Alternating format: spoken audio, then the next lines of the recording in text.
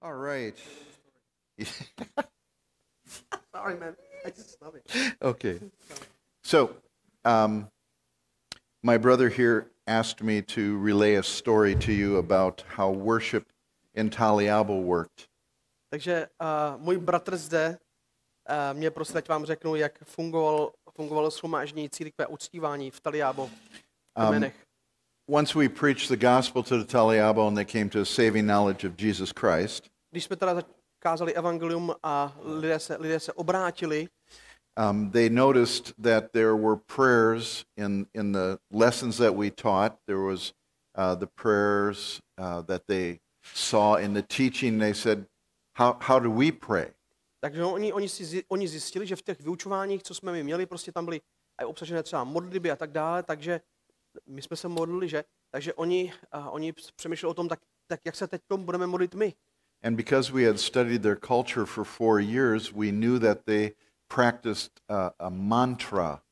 They would have little recitations of little formulas that the shaman priests would use. A jelikož my jsme prostě tady studovali tu jejich kulturu, tak jsme zjistili, že oni se modlili způsobem jakoby mantra, že měli krátké fráze, které neustále prostě opakovali nebo které jim určili jejich šamani. And so we did not want to go directly to the scripture and say, Our Father who art in heaven, and teach them to pray in that sense. Takže my jsme nechtěli úplně jít přímo jako do písma, učit třeba modlitbu Páně, aby opakovali ty slova jako v tomto smyslu. And so we told them prayer is talking with God. My jsme jim řekli, dějte se, modlitba je rozhovor s Bohem. And it's like we talk with one another, A je to, jak když my mluvíme společně, but we're talking with God, and there needs to be respect of Him. ale my mluvíme s Bohem a když mluvíme s Bohem, tak tam je potřeba, aby tam byla ta úcta a respekt. And so the Taliabo began to practice A takže Taliabo si to začali zkoušet. their prayers. Zkoušet si ty modlitby. And then one time in the teaching sessions, one of the men wanted to pray. A takže jednou v rámci toho našeho vyučování jeden z těch mužů bratří se chtěl modlit. They had practiced enough and now they were going to go public. Takže oni už si to dost jako zkoušeli a teď už byli připraveni prostě na veřejnou modlitbu. And of course, the one that was going to pray was the shaman who had gotten saved. A samozřejmě ten jeden, který se chtěl pomodlit, byl bývalý šaman, který se obrátil. And my colleague and I didn't know what to expect. A já a ten můj kolega, co jsme tam byli spolu, jsme nevěděli, co úplně přesně očekávat. And the first thing that we noticed is that he was eating an awful lot of betel nut. A první věc, co jsme si uvědomili, what is betel nut? Betel nut is a little nut that grows on like a tree, and it's slightly narcotic. Prostě rozumíte tomu, jo? Není důležité, co je betel nut, ale prostě důležité je, že to je maličko narkotické, má účinky, prostě ten voříšek. They would eat the betel nut when they worked out in their gardens and everything. It's like coffee and cigarettes. Prostě je to, působilo to jako kafe a cigarety, když pracovali v svých zahradách a tak dále, aby je to asi trochu pozbudilo, řekněme. But he was chewing up a lot of it. Ale on toho žvejkal dost, jako. And then he finally got up, A tak se konečně postavil and he had just a loincloth on, a cover měl his jen tu private vederní parts. roušku, která mu tam prostě visela. No shoes, no pants, Žádné prostě kalhoty, no shirt. žádné triko, žádné boty. And he was afraid. A bylo vidět, že se bojí. His loincloth was shaking. A I'm jeho serious. Vederní rouška se tak třásla And he started out his prayer. a on začal svou modlitbu. Now, we had to decide what name we would have for God. A my taky jsme se museli rozhodnout, jak přeložíme prostě Boha, jaký jméno bude mít Bůh v jejich jazyce. And the Indonesian Bible, which is completely written, uses Allah. V té indonéské Bibli, v tom indonéském překladu Bible je tam Allah. But we did not want to use Allah because it's so close to the Muslim name for God. A my jsme prostě Allaha používat nechtěli, protože je to samozřejmě velmi blízko jakoby tomu muslimskému pojetí. Že? So through our cultural studies, we understood that they had a being who was very, very vaunted and lifted up, and we needed to fill in the meaning to that being's name. We needed to instruct them who that really was. A my jsme pochopili zase ze studia té jejich kultury, že oni mají prostě nějakou bytost v jejich povědomí, která je prostě vysoko vyvýšená a to my jsme vzali, přejali a prostě dali jsme. The closest they could come to telling us who he really was is that he was like a great king A to nejbližší, co, jak vám to oni popisovali, tu bytost, je, že to je velký král. And he was part of their old mythology or their old stories. A on byl součástí jejich prostě nějaké staré mytologie a příběhů. But they didn't know a lot about him. Ale oni o něm moc nevěděli. So we chose his name. Takže my jsme si vybrali jeho jméno. His name was Jo. Jo, on se jmenoval Jo. So he got up and he starts praying Takže on se tady postavil ten člověk a začal se modlit. and he said, Yo, Yahweh. A on říká, Jo, Jahve. He lifted his hand. Zvedl svoji ruku. We never taught him this. My jsme to nikdy neučili. And he said, Yo, Yahweh. Jo, Jahve.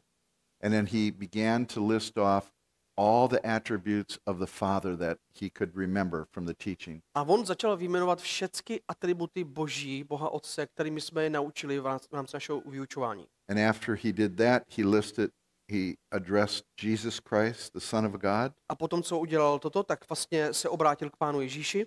and listed out all of his attributes that he could Všechny jeho remember. atributy vyjmenoval. And then he went to the Holy Spirit, A potom se přesunul Duchu Svatému. listed out all his attributes. A všechny jeho atributy vyjmenoval.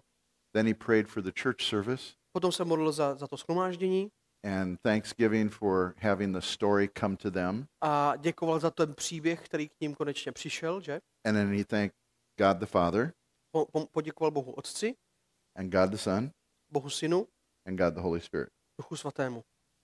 And he sat down. A posadil se. Well, we were amazed at how beautiful his prayer was, My jsme prostě byli úplně z toho vytržení, jak krásná ta modlitba byla. but we were also a little bit afraid that maybe they believed that there are three gods. A taky jsme se trošičku báli, že oni věří, že jsou tam tři bohové. So after the service, we did talk to him and others, Takže po bohoslužbě jsme mluvili s ním a s ostatními. and they were incredulous. They were shocked. They said, "No, there's only one God." A oni prostě si říkali, ne, jo, je jenom jeden Bůh. They were worried about us. Oni se báli, spíš o nás. So they set our hearts at rest. We were at peace. Takže jako to naše srdce upokojili a my jsme byli v klidu. Well, then it came about Christmas time. It was in July when they first got saved. Tohle to bylo v červenci, když oni se obrátili a na rok přišli Vánoce. And that first Christmas that came, A ty první Vánoce, které potom přišly, my colleague is just a very interesting man. tak ten můj kolega, s kterým jsem byl opravdu velmi zajímavý člověk. And he got the people to do a play. On prostě zorganizoval takovou I would never hru, řekněme, divadelní asi nebo něco vánoční. So he wanted to reenact the birth of Jesus Christ. Aby prostě jim přehrál to narození Krista. And he said, we want to reenact the birth of Jesus Christ, so we're going to have somebody play Mary, somebody play Joseph. A my to prostě takhle spolu zahrajeme, někdo bude hrát Josefa, někdo Marii a tak dále. And the people were just really excited about doing this. A lidé z toho byli nadšení. And one of them said, well, should we sing? A jeden z nich prostě říká, hele, měli bychom zpívat tady? And he said, well, what would you sing? A on se jich ptá, teda ten můj kolega, co by se zpívali. And they said, well, we could make up our own songs. A říká, my můžeme si prostě vymyslet svoje vlastní písničky. And we had already discussed this, and we wanted them to develop their own hymnody. A my už jsme o tom zrovna mluvili a chtěli jsme, aby oni si vlastně složili svoje vlastní písničky. And he said, well, let's go to the scripture. Tak jsme si řekli, tak pojďme do písma. And he went to Moses' sister's song. A šel vlastně do té písně Miriamin chvalospěv, že? And he said, actually, singing is almost like prayer. A jsme si říkali, tak zpívat tohle, to je vlastně jako modlitba. You need to remember that God is high and holy and lifted up. My si potřebujeme pamatovat, že Bůh je svatý a vyvýšený. And so your songs need to reflect God and give glory to God. Takže my jsme řekli, takže naše vlastně písničky a ty texty by měly tohle reflektovat, stejně jako modlitby. And so they composed 3 or 4 hymns that they sang. Takže si vlastně složili asi 3 nebo 4 písničky, které zpívali.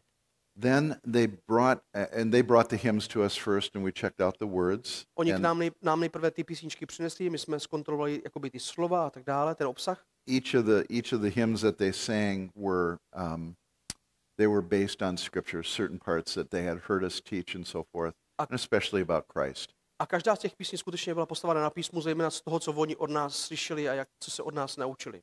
They use a pentatonic scale, so it sounds kind of like a dirge or kind of like a funeral music.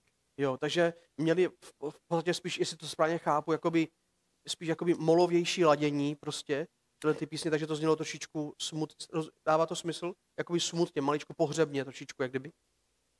Yeah, kind of like Gregorian. It Takový was jako gregoriánské, jakoby kind of in the spíše. major, just not buoyant. But they loved it. Ale oni, tím se to prostě líbilo a milovali to. And then in a church service after Christmas, they said, well, we should sing in church. A potom po těch Vánocích oni sami říkali prostě ve sboru, my bychom měli zpívat. We said, that's a good idea. A my řeknou, tak jo, tak jdeme zpívat. Now here's what they do, okay? A takže tady to, co oni jak to začali dělat. In their old culture, V jejich staré kultuře they had song leaders. měli vlastně vedoucí těch jako písní. Each family grouping Každá dílčí skupina rodiny identified someone in their family grouping that was a song leader. a v rámci této skupiny, rodinné skupiny, byl někdo, kdo byl vedoucí. And the way that they would sing before they knew Jesus, A ten způsob, jak oni zpívali předtím, než znali Krista, the song leader would start out the song in a high falsetto.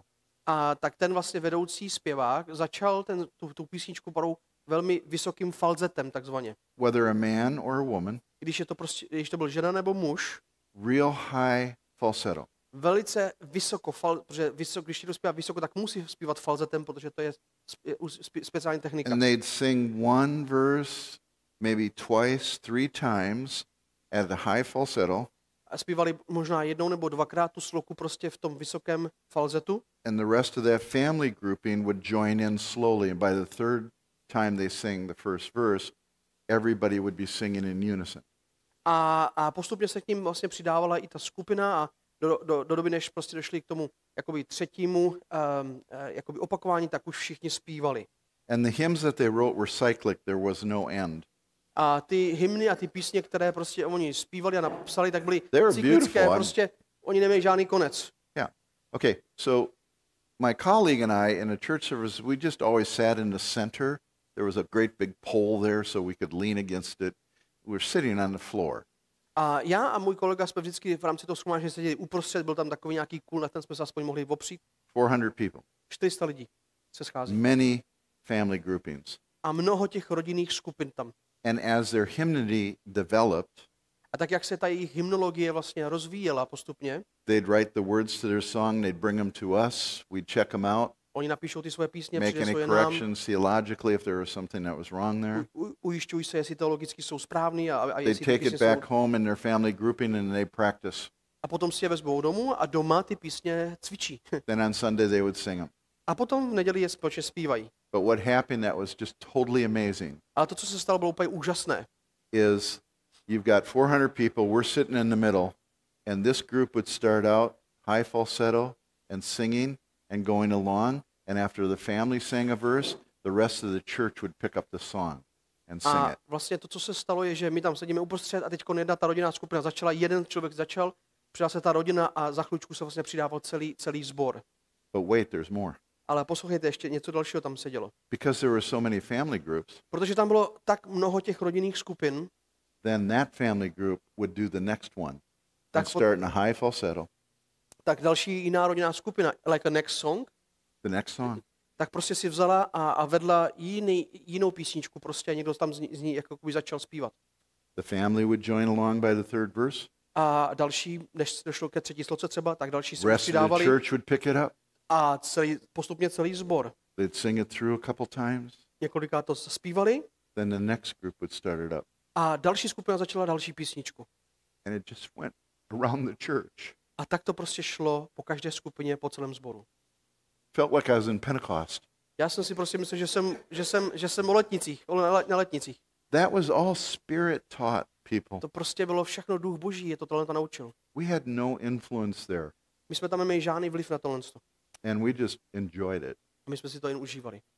Then one day, Ale jednoho dne, it's probably about, let's see, so we got from July to Christmas, and then Christmas probably to the next July. So it's about a year after they were saved. možná tohle je rok po tom, co uvěřili. And we had what's called a people movement. The whole village profess to be believers. A prostě samozřejmě už děje se tam jako, a teď jako by celá vesnice vyzná, že je věřící, že já samozřejmě člověk to musí brát s nějakou rezervou. And we knew that there would be some that were not believers. A takže my jsme věděli, že tam jsou někteří, kteří prostě nejsou věřící.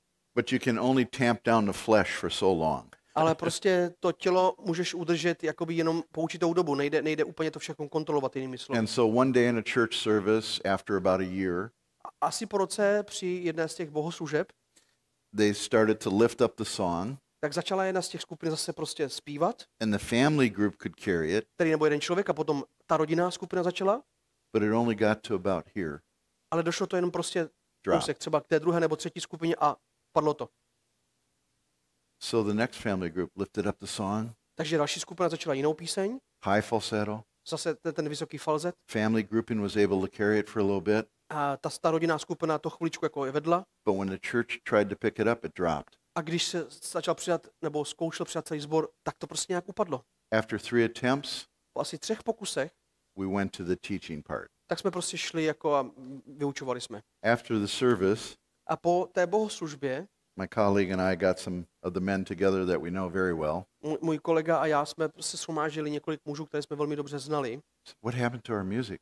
Jsme si říkali, tyhle, co se tam stalo s tou hudbou? And they said, you haven't heard yet. A říkají, no, jste o tom asi ještě neslyšeli. It's kind of like the pastor's always last to know, right? Vždycky jako by kazatel se to dozví jako poslední. There was an adulterous affair that was going on. Prostě tady bylo cizoložství, které se tady stalo. The whole church knew about it. Celý sbor o tom věděl. They were embarrassed by it and ashamed, Všichni jsou prostě tím úplně zostuzení a jsou prostě stydí se. and they couldn't worship God.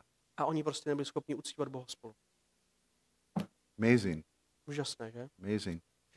That was our first church discipline case. To byla a tím pádem to vlastně byla naše první věc církevní kázně. První případ církevní kázně. Sadly, it was one of the main guys that helped us with our translation. A na neštěstí, ten člověk to byl jeden z těch hlavních bratří, který nám vlastně i pomáhal s naším překladem. Who had gotten together with the village whore, What is whore? slut, whore, prostitute. Aha, sorry. My English still limited, He's so man. pure. He's so pure. Wait till you come to my church. Okay. No, sorry, I seriously didn't know. Tak, wow, I didn't know there were prostitutes even in jungle, yes? Oh, yeah. Okay. They didn't have movie theaters or TVs. You got to do something. Takže jeden z těch bratří se prostě dostal do aféry, do styku s prostitutkou tedy. And so he had gotten involved with, she was a teenager, late teens, and everybody knew about it. He was married, and we talked to him about the sin. We followed the steps of church discipline from Matthew 18. First, we taught the entire church about church discipline. Takže tohle to byl tady bratr, to byla mladá holka, mladá dívka vlastně, že se s ní dostal do toho vztahu a prostě my jsme nejprve učili celý sbor o té církevní kázni a potom se vlastně prošli i ty kroky s ním. The steps of church discipline. Ano, ty kroky církevní kázně jsme prošli tady i s ním potom. And then we explained to them that we had sin that was happening. They knew who we were talking about. A my jsme jim vysvětlili, že máme hřích, který se nám ve sboru stal a oni samozřejmě věděli, o koho a o co se jedná. And so we said, you know, what would God's word say we should do? A my jsme se jich ptali, co by Boží slovo nám říká, že bychom měli dělat. And they said, well, we need to try to bring him back into the church. A oni říkali, no my bychom se ho měli pokusit získat zpět do církve. By this time, that man had rejected our encouragement, so we had gone to him one-on-one. V této fázi už on odmítl naše pozbuzení, my jsme znamená k němu šli jeden na jednoho, Didn't receive it. on to nepřijal. We had gone to him with a couple other tribal people, Šli jsme za ním s pár dalšími lidmi z kmenu. just hardened his heart, and he moved away, Prostě on zatvrdil své srdce a úplně se jakoby oddělil od nás. moved out of the village, left his wife and kids, Odstěhoval se z vesnice, opustil svoji ženu a děti. was living maybe about an hour hike away from where our village was. A prostě usadil se někde hodinu a půl od nás. And then for the next couple of months, people would go and visit him A and call him to repentance. po několik následujících měsíců lidé ho chodili periodicky navštěvovat a pozbuzovat, aby učinil pokání. And it was so beautiful to see how they did that, because they would never go just to call him to repentance. They'd bring him a bar of soap, or they'd bring him a shirt. and they present it to him, and they'd say, please repent and come back. A bylo úžasné vidět a sledovat, jak oni to dělali. Oni nikdy nešli ho nějak tak jako tam prostě spražit, ale přinesli mu prostě nějakou polívku, přinesli mu prostě nějaký tričko nebo něco, prostě nějaký dárek, prostě přátelsky, laskavě. We had talked to his wife, and she was willing to take him back if he repented, My jsme mluvili s jeho ženou a ona byla ochotná ho přijmout zpět, pokud on učiní pokání. but he is just really hardened. Ale on byl prostě zatvrzelý. So about 6 months after that, Asi 6 měsíců potom he began to come back into the village area. on se tak jako začal postupně navracet jakoby do té oblasti naší vesnice. And the first day that he came back into the village, he walked past the volleyball court where all the tribal people were playing volleyball. A první den, když tam tak jako přišel, tak šel zrovna kolem toho volejbalového hřiště, kde ti naši domorodci hráli volejbal. He was a younger man. He was maybe 20, 25. On byl mladší bratr, prostě 20-25 let. And so he wanted to join in volleyball court. Takže se chtěl tím přidat tomu volejbalu And all the believers went and sat on the sidelines, and he was just standing there. a všichni ti věřící prostě šli a sedli si k lajně a on tam jen začal stát. Then he went to, he was a leper. He had leprosy, Navíc ještě on byl postižený malomocenstvím, but it wasn't as advanced as that woman that had stubs. He ale still nebylo had to his hands and v everything. takovém pokročilém stádu, jak jsme viděli tu ženu v tom videu. On ještě stále byl schopen používat svoje ruce a prsty. So he had like an adoptive father that kind of took care of him and took him under his wing. Takže on měl adoptivního otce ještě navíc, který tak jako se o něho staral a byl mu takovým prostě otcem. And his adoptive father's house was right across from my home. A jeho dům toho adoptivního otce byl hned naproti tomu mému, kde já jsem bydlel. And they're all up on stilts. A všechny ty jejich domy, že jak jste viděli, byly na těch vlastně kůlech. He climbed up into his adoptive father's house. Že on si tak vylezl do toho domu toho svého adoptivního otce. Their houses are divided into the front areas where you sit and entertain, Ten dům byl vždycky obvykle rozdělen na dvě oblasti. První, ta přední, kde se prostě sedělo a bavilo. and the back areas where you have your food and where you do your cooking on a fire and so forth. A potom ta zadní část, kde prostě se vařilo a tak dále. So he sat down in the front area, Když on si sedl na tu přední část toho domu and his father came out and he said, "Oh, you are here." a jeho otec přišel a říká, hele, tak ty jsi tady teďkon. He said, "Yeah, I'm hungry. I'm going to eat with your family." Jo, já jsem hladový a chci se najít s tvou rodinou. And family eats together in that back area. A většinou tedy rodina vždycky jí společně v té zadní části, tam, kde se taky vaří, v té zadní části. And his father said, "Oh, okay, just a minute." On říká, tak dobře, tak počkej. So he went in back. Takže šel do zádu, He got a plate of food vzal to jídlo and he brought it out and served him. a přinesl mu ho ven. Then he went back and ate with the family. A potom šel zpět a najedl se se svou rodinou. The man broke down. Ten muž se prostě úplně zlomil. He repented. On učinil pokání. That broke his heart. To prostě zlomilo jeho srdce, že ho nepřijali jakoby do toho zprostředí. His wife took him back. Jeho manželka ho přijala, He confessed before the whole church. on vyznal svůj hřích před celým sborem And because he was so intricately involved with us and helping us with translation and everything, a protože byl s námi tak velmi blízce a úzce spojen vlastně v rámci toho překladu a té práce, prior to his fallen sin, he was very vocal. He would get up and stand and talk about the lesson and kind of do reviews and everything. He was very vocal, very, very public. a jelikož byl s náma takhle úzce spojen, tak předtím, než padl do toho hříchu, tak byl velmi jakoby vokální, byl velmi prostě mluvil a byl jakoby jeden z těch předních. Častokrát opakoval třeba ty věci, co jsme mi učili a podobně. Well, after he returned to church and repented and went back to his wife and everything, he asked us, he said, "Can I not come to church for some time?" A potom, co on učinil pokání a vlastně ty věci se jako napravily, tak nás prosil, jestli by nemusel chodit do církve nějakou dobu. He said, "I just feel like I need to pray with my wife and I need to teach my children." On říká, já prostě pocituju, že se potřebuji jenom se svou ženou stišit, modlit, učit moje děti. So we allowed him that space. Takže my jsme mu jakoby dali ten prostor. And then when he did finally return to the church, he sat in the back of the church. A když se potom konečně vrátil do sboru, tak seděl Aleš úplně vzadu. He wasn't vocal. Nebyl vůbec jaksi He didn't hlasitý, nějak stand up nebyl, anymore. už tam nestával jen tak, aby mluvil něco. He was just very humbled. Prostě byl velmi pokorný. And so that's my story. Takže to je ten příběh. Thank you, brother. Yeah.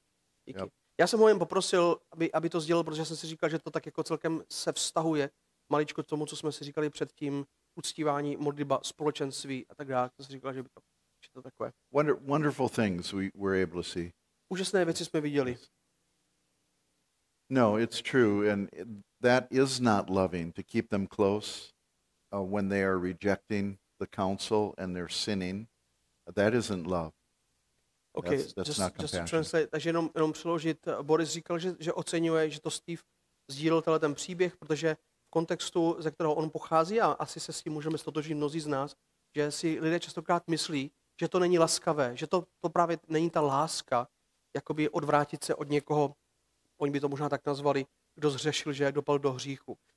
Naopak vlastně, ale Steve říká, ale není laskavé dělat, že se nic nestalo, a není laskavé je vlastně stále je mít na blízku, protože v té chvíli jim jakoby nepomáháme jednoduše růst a celému sboru a celé církvi. The scripture actually says that if you put someone out of the church, you're to treat them as a Gentile and a tax Že collector. jo, písmo naopak ale říká, že pokud někoho vyloučíme z církve, zo sboru, tak se máme k němu chovat jako pohanovi a celníkovi.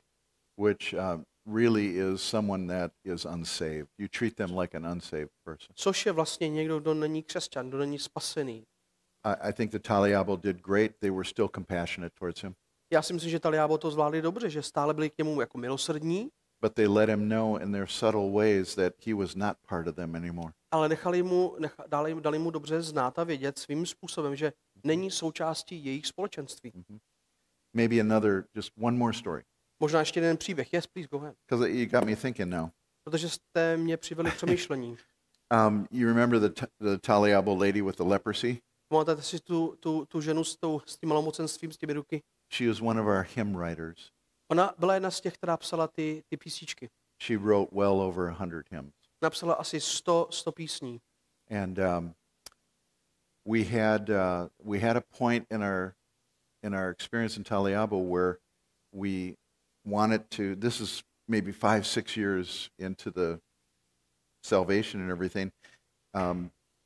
We heard that the Muslims wanted to come and bring a teacher in to teach the children, and we knew that the way Indonesia does it is a Muslim will move in as like a school teacher, and then his family and extended family move in, and then they put up a mosque, even in a Christian village. And so we didn't want that to happen.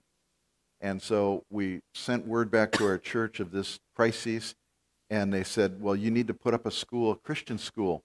Let us help you build a Christian school and have it under the church, and so shortcut the Muslims from coming in.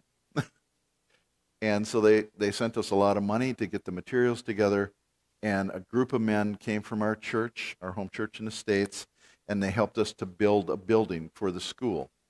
And then we got teachers, Christian teachers, to come in and teach. So when those guys got to the tribe, So he's listening. yeah. Okay, so just tell that story.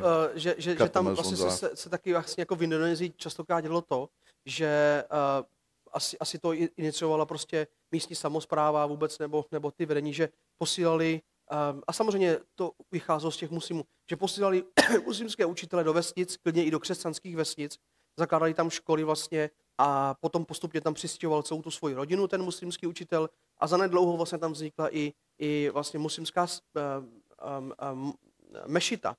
A v podstatě tím postupně se lidé přikláněli prostě k jakoby islámu.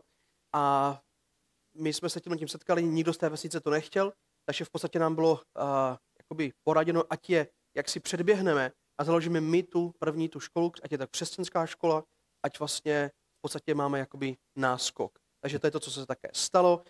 Naši bratři z našich vysílajících sborů přišli, pomohli nám finančně, postavili tu budovu, kde měla být škola. So when the group landed on the airstrip, of course they were met by all the tribal people, and they greet with singing. A když ta skupina, která vlastně nám měla pomoct a stavět, tak přistáli vlastně na té ploše, tak byli vítáni těmi domorodci a oni vždycky vítali tím, že zpívali. But the little lady, we call her the cripple lady. A ta žena vlastně, ta jakoby postižená žena, jsme jí říkali, která psala ty písně. That's what everybody called her in the tribe, the crippled lady. To je prostě, jak ji každý říkal, já nevím, v češtině je prostě postižená, nebo to je takové hezké. She Co? couldn't come down to the airstrip, Takže ona taky přišla na tu přistávací, nebo k té přistávací ploše, ta zmrzačená paní. but she stationed herself on the path that she knew that we would be coming across. A ona vlastně se postavila do místa, kde věděla, že my budeme procházet. And so when we got to her point, she said, "Oh, Jondanama, that's my tribal name. Jondanama, stop." A ona, když jsme tam přišli, tak říká Jonanama bylo moje kmenové jméno, tak říká, zastav se. I have a song that I've prepared for my brothers. Mám písničku, kterou jsem si pro naše bratry připravila. And so her and a couple of teenage girls raised up the song and sang to them, and I translated for them. A ona a pár dalších dívek prostě z toho kmene začali zpívat tu písničku a já jsem ji překládal těm, co přišli, těm našim bratřím ze It svého was a státu. sweet song, just welcoming their brothers from another country, and we're all one in Jesus Christ, and we're so glad you're here. Just really, really sweet. Prostě jednoduchá písnička, jednoduché texty o tom, že vítají své bratry, že jsme jedno v Kristu a prostě takové milé. All in Taliabo, Všechno v tom Taliabo jazyku. and I'm translating it for Já them. to překládám. And she got done singing. Když ona skončila s tím zpěvem, Guys were crying, tak bratři úplně plakali všichni. and one of the men started lifting up a song and sang back to her. A jeden z těch bratří prostě začal zpívat jako zpět. He got done with his song. I translated for them. He got done with his song. on She sang another song. On dospíval tu svoji písničku a já jsem jim to překládal Taliabo a oni začali zase svoji další písničku zpívat. I think it says somewhere in the Bible that if you're filled with the Spirit, you will sing in hymns and songs and spiritual songs. Myslím, že se někde v Bibli píše, že když jsme plní ducha, tak zpíváme Unbelievable. písně a hymny a žalmy, že?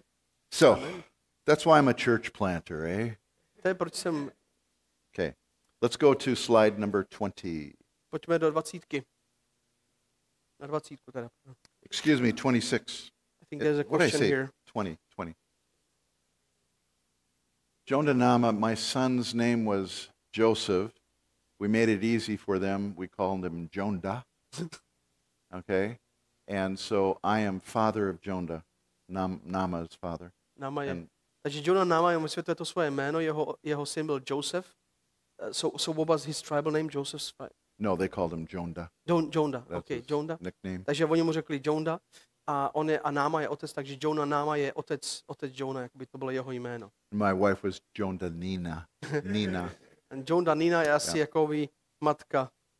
I'm sorry, I jumped too far ahead. I need to be on 20.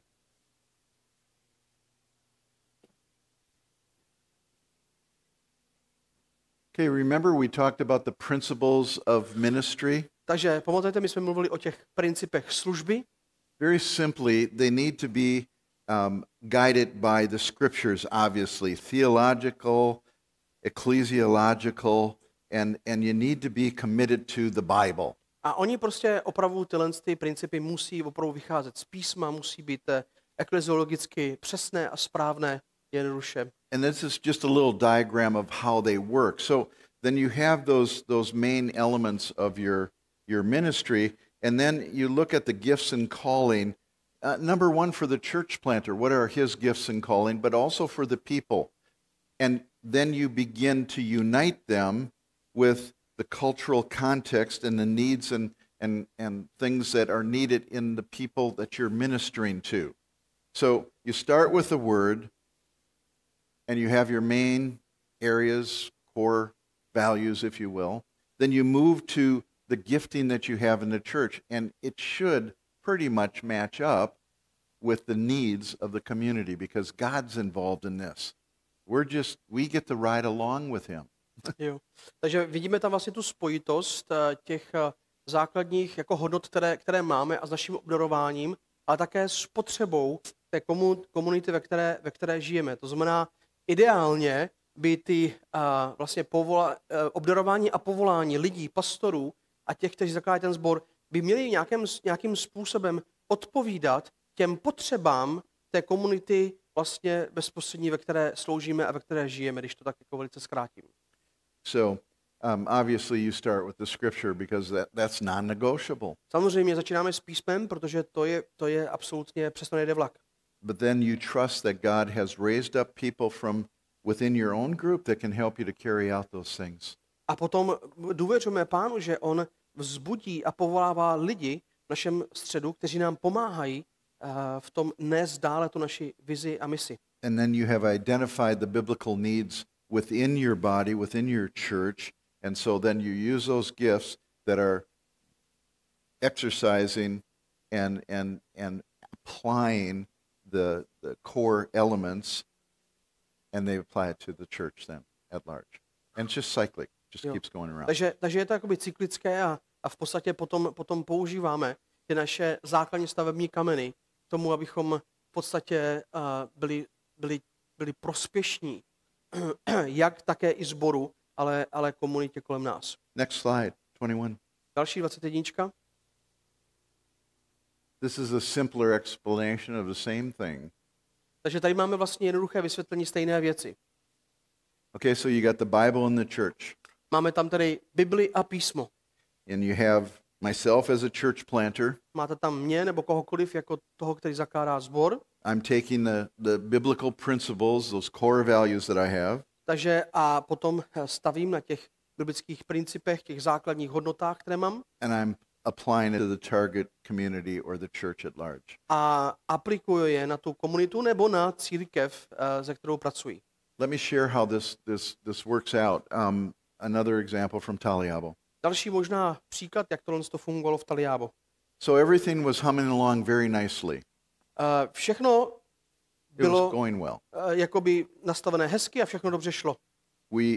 We were afraid that church discipline thing would totally blow the whole church apart. My jsme prostě se trošičku báli, že celá ta otázka s tou církevní kázní a teď s tím člověkem, že to všechno prostě vybuchne. It did not. It brought us together. Nic se nestalo, naopak nás to zblížilo. And it put fear in the hearts of those that were sinning in the church. A vlastně to, co to ještě navíc způsobilo, je, že to přineslo strach a bázeň do srdcích těch, kteří také žili v hříchu ve sboru. So that a number of those people that were just kind of following along stopped coming to church. Takže někteří vlastně, kteří jen tak chodili do sboru setrvačně a vlastně nebyli věřící, tak přestali chodit i do církve. We knew that they weren't saved, and they knew that they weren't saved, and the church knew that they weren't saved. My jsme věděli, že nejsou spaseni, oni to věděli a také církev to věděla.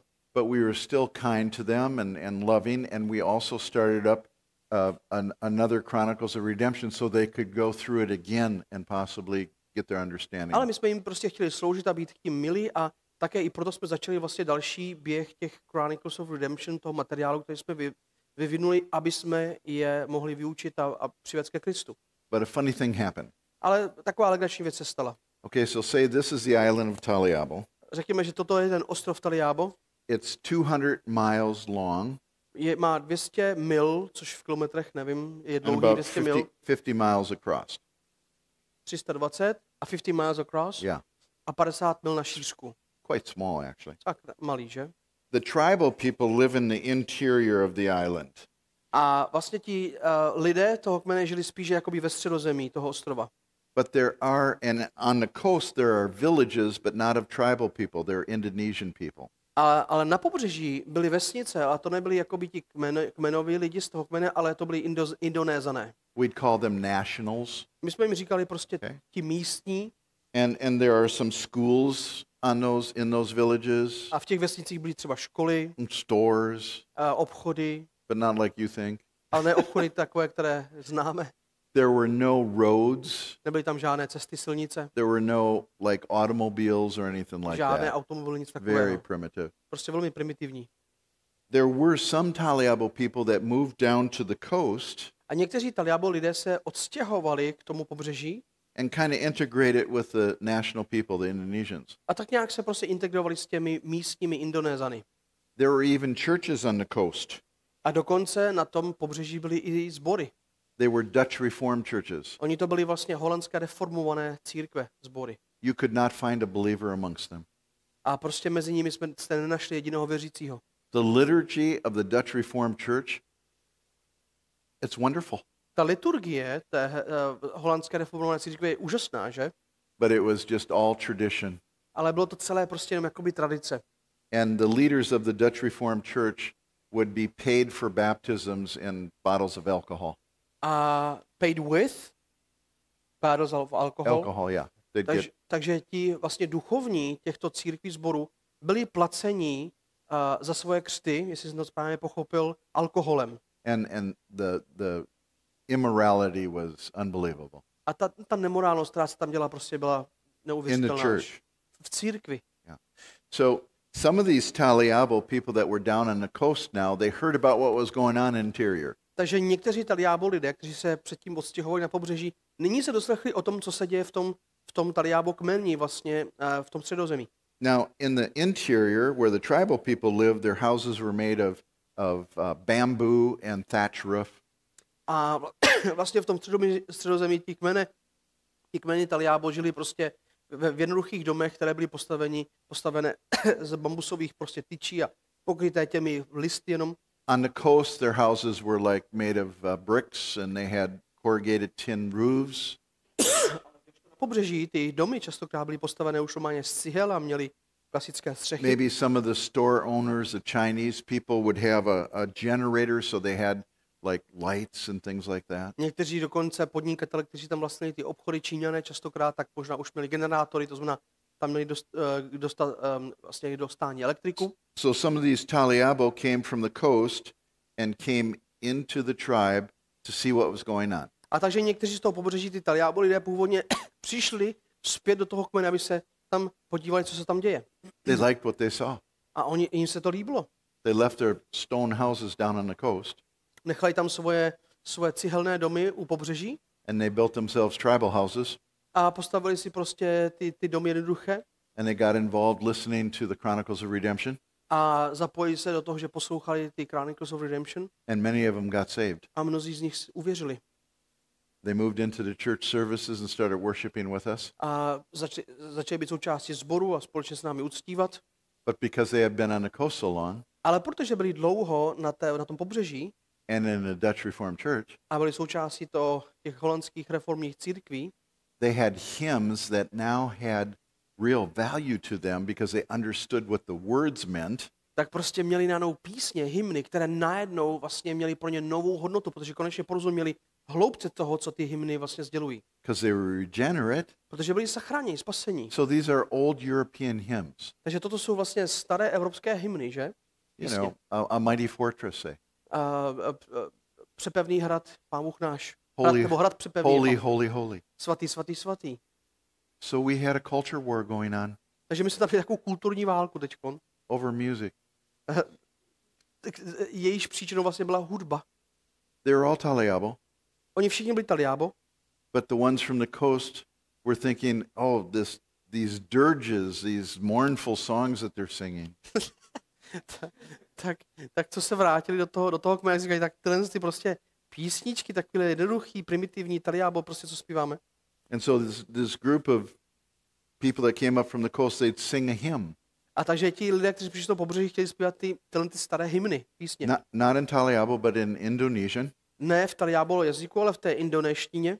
And you know how the old hymns go, you kind of sway back and forth with them. A víte, jak ty prostě hymny staré jsou. Oni jsou takové, do určité míry můžou být jednotvárné a je takové. And when the Taliabo sang, it was like the roof lifted up. Ale když prostě zpívali Taliábo, tak když prostě střecha prostě tam se třásla. But when these people from the coast sang their hymns, everybody was just kind of somber and going back and forth. A když zpívali ti lidé z toho pobřeží, tak prostě to bylo takové spíš uspávající, jako ty hymny. So we had problems. Takže jsme měli problém. The tribal people are thinking, what's up with these hymns? Z toho Taliába, z toho kmene, co to je za hymny, tohle to písně? They're not even in the language. Oni prostě není ani v našem jazyce. The coastal people are thinking, what's up with these hillbillies living here out in the boondocks? A ti prostě z toho pobřeží si říkají, co je s těma prostě opozdilcema tady, jako zpívající tady ty podivné jednoduché písničky. What was the problem? Co byl ten problém? How would you have dealt that Jak byste se s tím vypořádali? as a church leader? Jako vedoucí církve sboru. Blended, kind of a blended thing? Okay. But they were still not liking them. Half the church didn't like them, and the other half didn't like the other half. Takže kombinace navrhuje Boris, jako jo, asi je řešení, ale i tak prostě oni to nechtěli a nechtěli je zpívat, protože se jim nelíbily ty písničky vzájemně tedy. I mean, this had the potential to blow the whole thing apart, right? Tohle to prostě mělo potenciál celou tu věc absolutně zničit a zrušit, že? It's not unlike what a lot of churches in the Western Church discovered with contemporary music and hymns, traditional music.